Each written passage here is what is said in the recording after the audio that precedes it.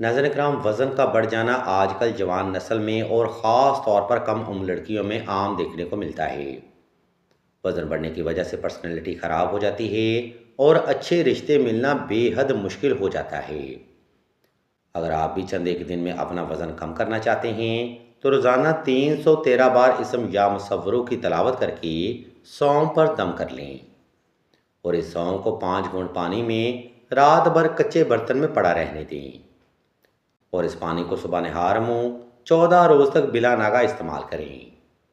इंशाल्लाह आपके वज़न में आपको नुमायाँ कमी देखने को मिलेगी। इस अमल के दरमियान तली हुई चीज़ों और खट्टी चीज़ों से मुकम्मल तौर पर परहेज़ करें। वज़ाइफ की मज़ीद मालूमात या रूहानी मसाइल के हल के लिए आप सईदा से रब्ता कर सकते हैं।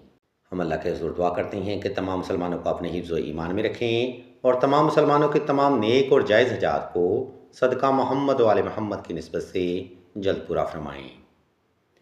आमीन सुम आमीन या रब्बुल आलमीन।